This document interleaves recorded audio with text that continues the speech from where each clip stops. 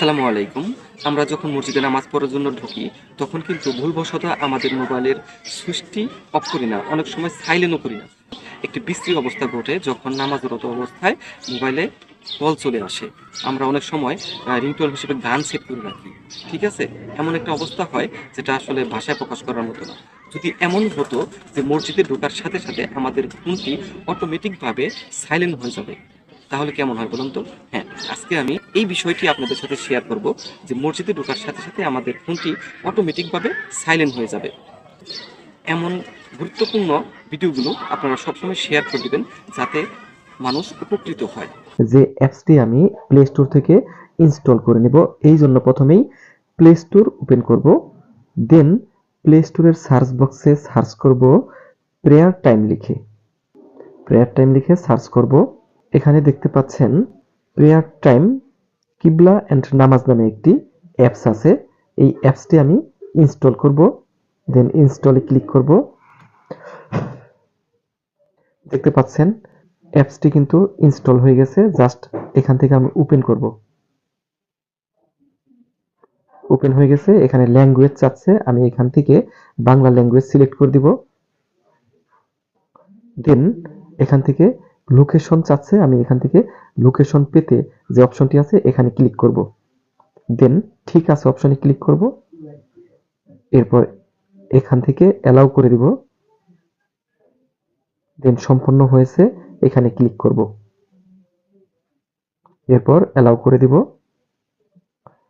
আর এখানে বিশেষ দ্রষ্টব্য মানে একটি লেখা আসছে। ঠিক আছে, এটা পড়লে পড়তে পারেন আপনারা। আমি এখান থেকে এটিকে ক্যান্সেল করে দিব। আমাদের অ্যাপসটি কিন্তু ইনস্টল হয়ে গেছে এবং সেটি আমি ওপেন করে নিছি। এখন এখানে দেখতে পাচ্ছেন সাইলেন্ট নামে একটি অপশন আছে, এখানে ক্লিক করব। এখন দেখুন এখানে ফজর, জুহর, আসর, মাগরিব, এশা ৫ ওয়াক্ত নামাজের নাম চলে আসছে। আমরা এখান থেকে আমাদের সেটআপগুলো করব। এই জন্য প্রথমেই ফজরোক্ত সেটআপ করব। এখানে যে বাটন আছে বাটনে ক্লিক করব।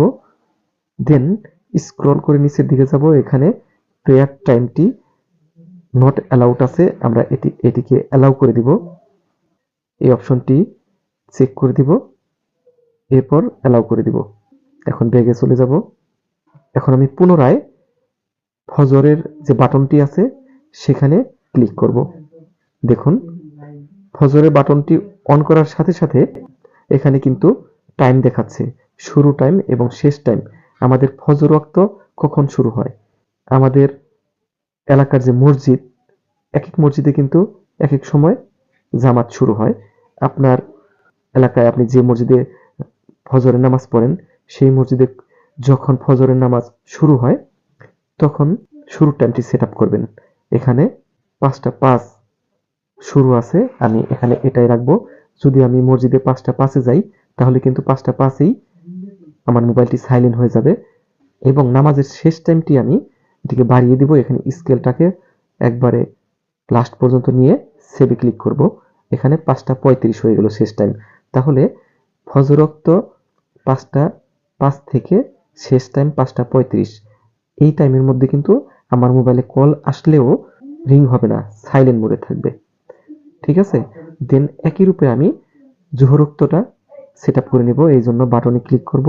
দেখুন জোহরোক্তের টাইমও চলে আসছে।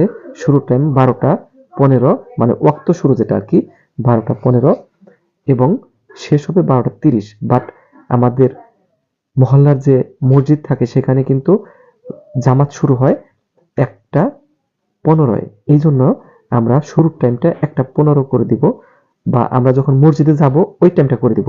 আমি এখান থেকে শুরুর টাইমটা সেট আপ করে নিব। আমি এখানে ৬০ মিনিট অ্যাড করব। দেখতে পাচ্ছেন ৬০ মিনিট দেখাচ্ছে এখানে। এরপর আমি সেভ করে দিব। তাহলে এখানে আসলো ১৩টা ১০, তার মানে ১টা ১০। আমি যদি মসজিদে ১টা ১০ যাই তাহলে কিন্তু মোবাইলটা ১টা ১০-এই আমার সাইলেন্ট হয়ে যাবে এবং নামাজটা শুরু হবে ১টা ১৫-এ। ১টা ১৫ থেকে নামাজ শেষ হতে যতক্ষণ লাগবে ওইটা আমি শেষ টাইম দিয়ে দিব। এখানে শেষ টাইম আমি সেট আপ করে দিব। আমি সম্পূর্ণটা স্কেল টেনে নিয়ে আসবো। ফুল সেটআপ দিয়ে দিলাম, এরপর সেভে ক্লিক করব। তাহলে 1:40 হলো। ঠিক আছে, তাহলে জোহরের ওয়াক্ত 1:10 থেকে 1:40 এর মধ্যে কিন্তু আমার মোবাইলটা সাইলেন্ট থাকবে। এভাবে আমি সবগুলো সেটআপ করে নিব। এখানে দেখাচ্ছে 16:31 মানে 4:31।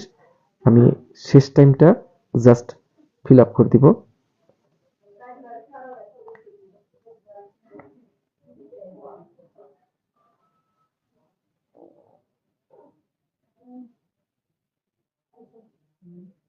ওকে, সেভ করে দিলাম। আমাদের কাজ শেষ।